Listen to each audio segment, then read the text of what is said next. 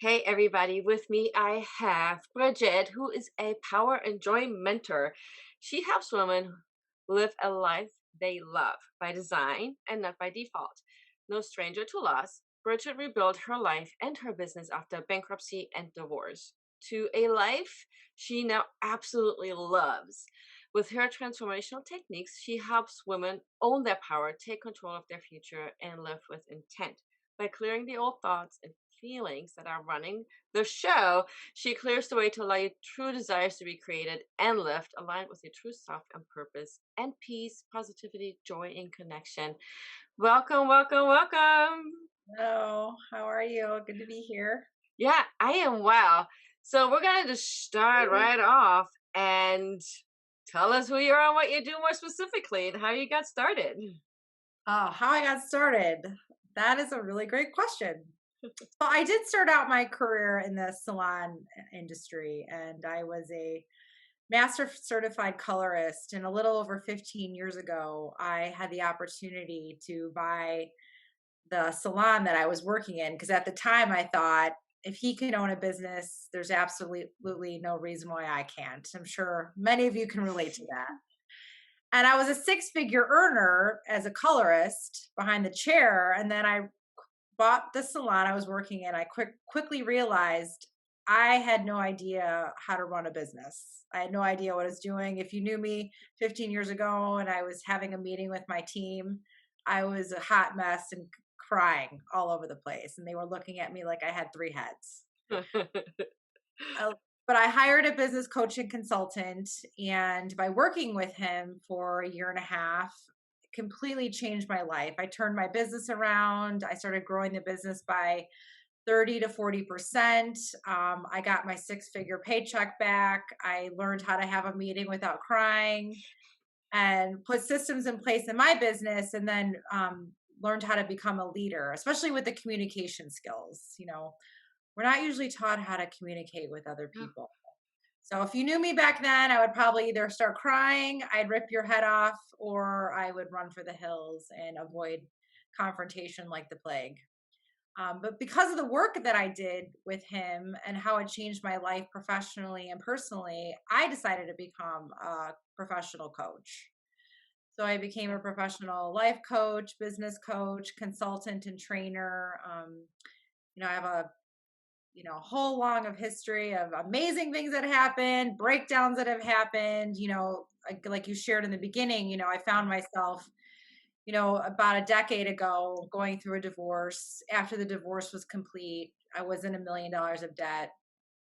Had to buy my own business back. My business wasn't in bankruptcy. It was my personal life, which is a whole other story. But from those learning lessons, I decided just to keep getting out of my own way, get my life back.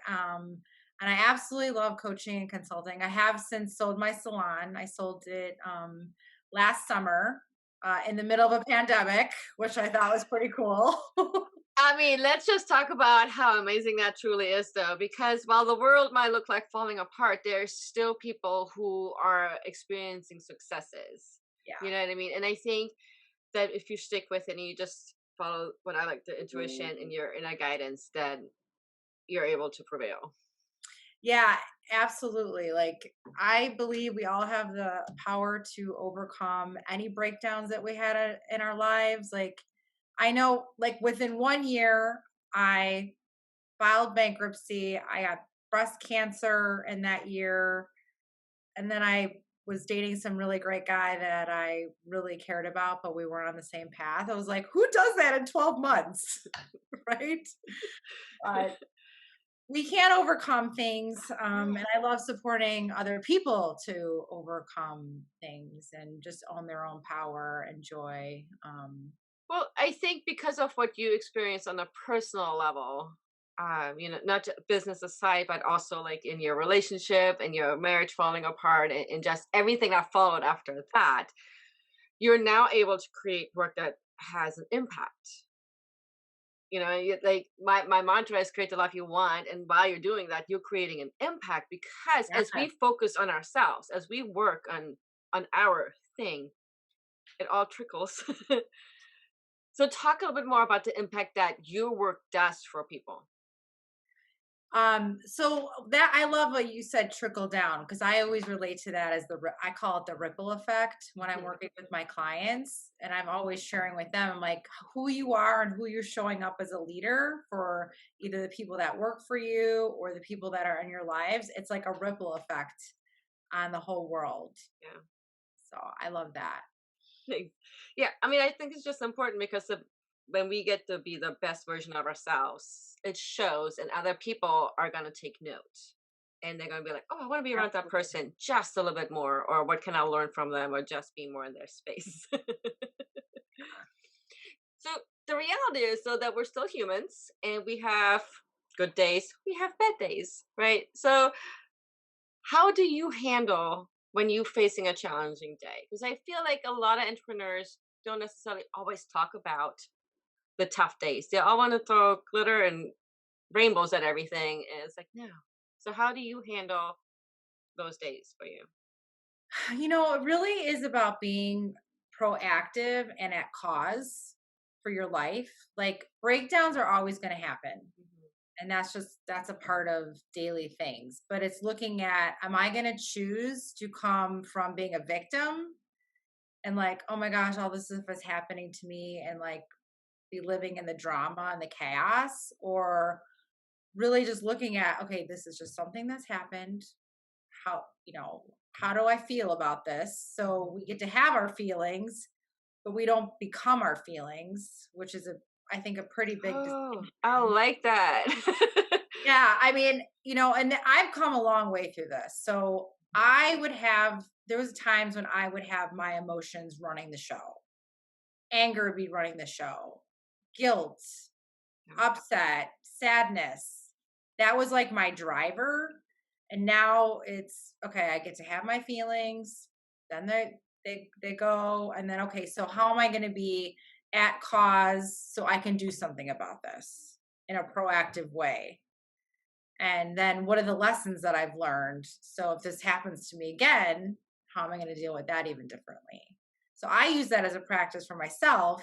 And then I coach my clients so that they're using those as practices in their own lives, whether it's in business or personal. And like, especially with the communication skills, because there's lots of communication breakdowns all There over the is. place. I mean, especially with text messaging. I am a big fan right now of my clients. We're like no more text messaging anymore. Mm.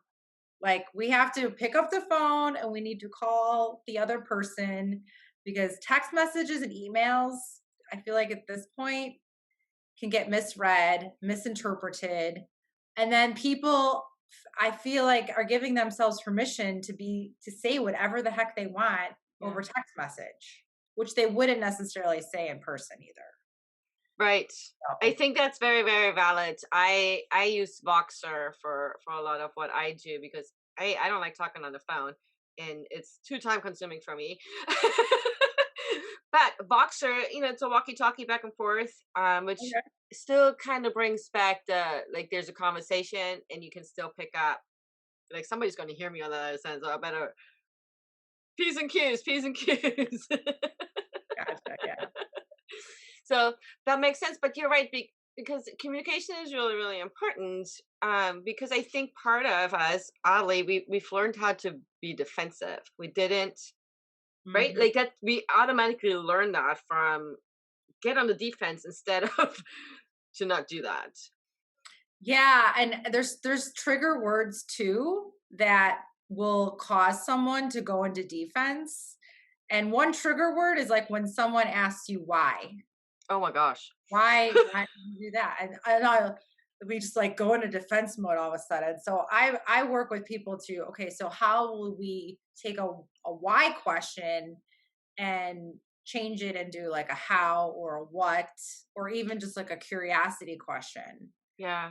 For some reason, why triggers defense in people. But that one of the that just made me think of my I sometimes hear, well, why don't you get a job? And that will trigger me like, dude, I've been in business for 5 years. What are you thinking? Like, what? No, don't do that. and I think that's the meanwhile, and I know you help people with business and stuff like that, and I want to talk about it because mindset is huge, right? Because you have to shift your mindset when you go from job to being a business owner. It's what comes with the territory. Probably, I think more profound in that scenario than just maybe focusing on life stuff because all of a sudden you're dependent on yourself. Mhm. How do you help your clients when they're facing this? This is it. I'm only relying on myself moment. Yeah, well, first and foremost, putting systems in place is very important Mhm. when you're whatever type of business that you're in. If you're the employee or if you're the manager or the owner. But I will say that the mindset shift is a very important component of that because if someone has a limiting belief about themselves, so I've coached probably thousands of service providers in sales and consultations and to how to make more money. And if they don't have that mindset, or if their mindset is like, I'm not good enough, or I'm not smart enough, or I don't know how to manage money, they still have a hard time using the systems. Yeah, So when I support somebody on shifting their mindset, then to empower themselves and have more confidence, they thrive that much quicker, sooner, faster under the systems that I teach. I So love that. I've got a lot of different, sometimes our limiting beliefs they're all the way back from when we were a child, Yep. and they're in our unconscious, and we're not even realizing that sometimes. So I like to take my clients through um, timeline therapy work where it's like we're really getting into that unconscious mind so they can really start releasing those limiting beliefs and create something different for themselves. Yeah, I love that. That's really important because again, there's a difference in somebody who has a job and somebody who's a business owner. Like the mindset is just very very different. And one of the things I find with my clients is that they hate marketing, and I say this because I used to hate marketing. I Right, can relate to this. like, oh my god, you mean I have to sell too? Like, I have to tell people about what? Why can't they just show up? I totally get you. Which can be really, really challenging for some people. So I lost my train of thought. I got it. Somebody has a business idea, or they're already in business, but they're just peddling their feet like they're almost drowning, right? Because they can't catch themselves. What would you tell them to focus on to do how to get out of that? Yeah, well, that's a good question. I mean, first and foremost, like I work with people so that they're getting an action, and that if they have a vision, they have a goal, like what's the end, what's the what by when, so we have that concrete in there, and then looking at all the different things that they need to take on so that they're in action, whether it's daily or weekly or monthly, so they're putting things in place, putting systems in place. And then each individual person, we all have a different story, we all have a different background. So then I'm asking my clients a lot of open-ended questions about what really is that root cause of some of the things that are getting in your way. And if a lot of times, most of us, we procrastinate. Hmm. I've been, I've Been been right there, there done with that. it, right? Been there, done that, right? So it's like, okay, so what behaviors and patterns do we need to switch up and change so that procrastination isn't the thing that's holding you back? Yeah, I love Um, that. There's a lot of excuses that come up when you face that. All of a sudden, you're like, "Oh, I didn't realize I was making that excuse." yes, and one of the things I love, her name Mel Robbins. Yep. Um, I love her 5-second rule. Because if we have an idea or we have something that we want to take on, and if we start waiting longer than 5 seconds to act on it, our brains will start talking about all the reasons why we shouldn't do something. Yeah. Now we're not doing it, or we get stopped. Right. Also, true, like with a specific action for your business, like marketing actions, like so you should. I don't do shoulds, but You hear Sure. it all the time. You should do live stream. Guess what I'm not doing? Because it's sort of like the expectation is there, and I Yeah. just go against the stream. So when you have people that come to you, well, somebody said I should X, Y, and Z. How do you help them out of that? Because I think we all show up with it at one point or another where somebody told us we should. Yeah, I've probably been shitted a lot.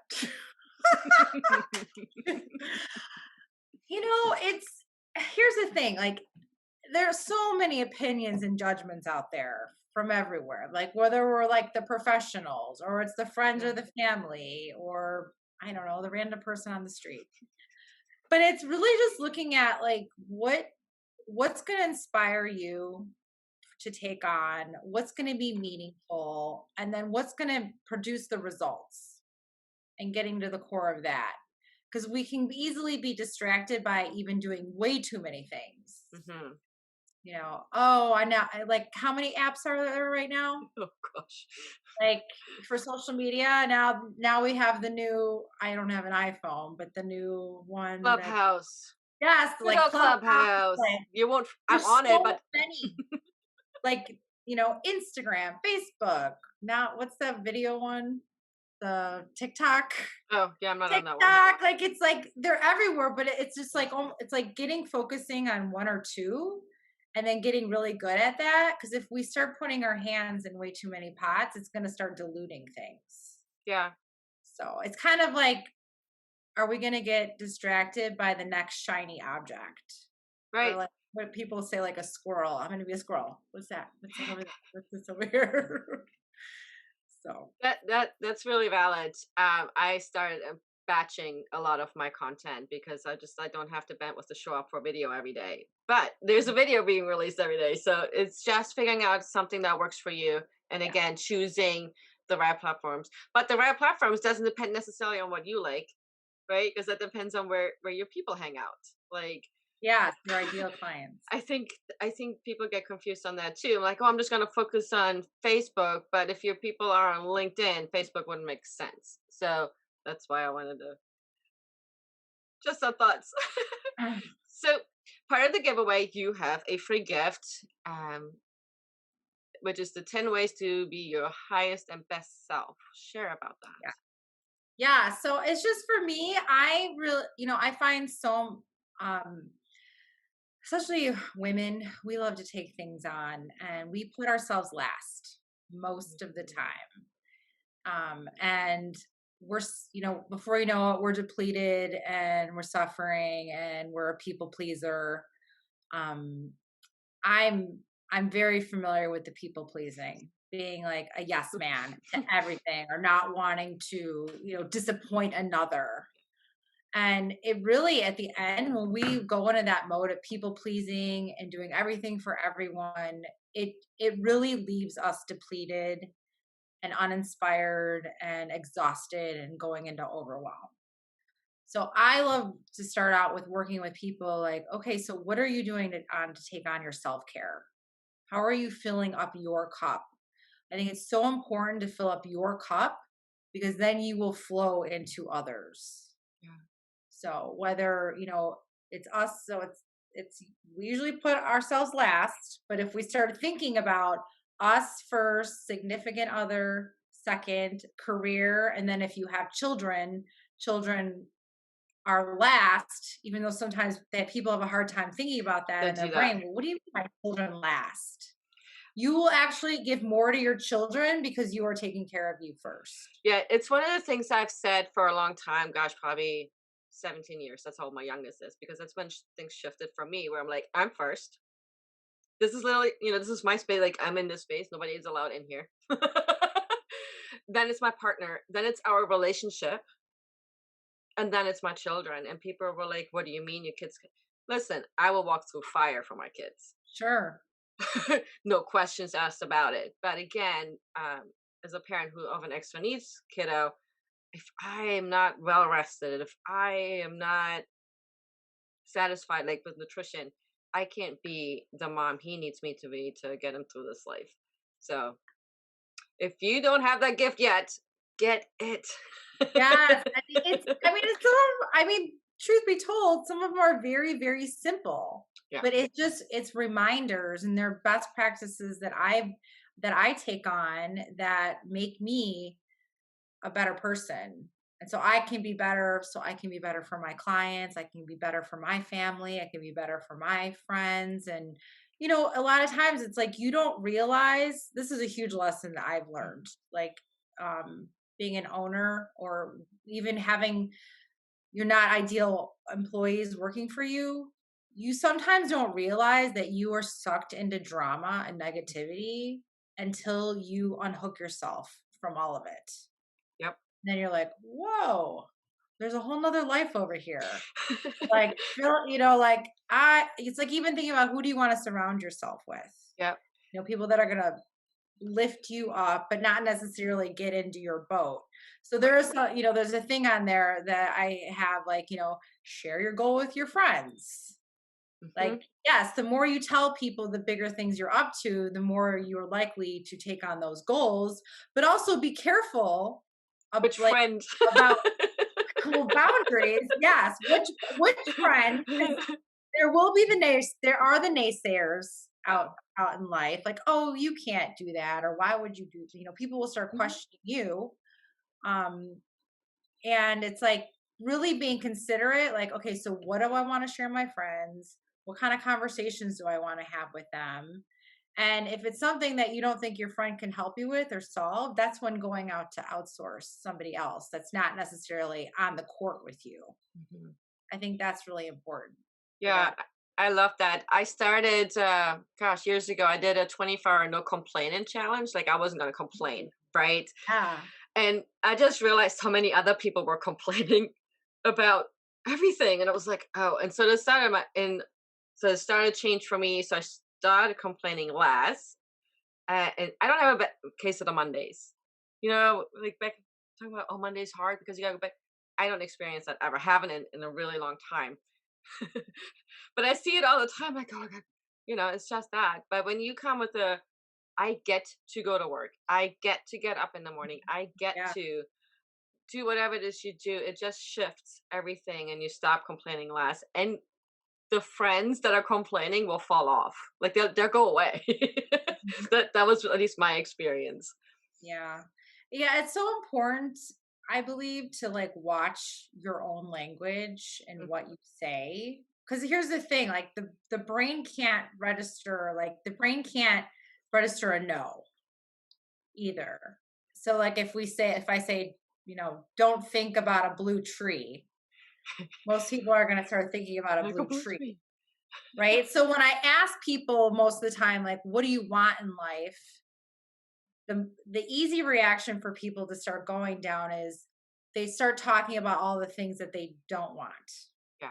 So I practice with my clients and even with myself. Okay, so no, I want you to start reframing that and start talking about things that you want Hmm. and that are going to make you happy. And then what you were saying, like, the zero complaint, like I'm all about like gratitude, Hmm. like gratitude, even when like paying a bill or paying a debt off. Yeah. I think Like that's so important. gratitude. Is that might even like flowing from you and then through you.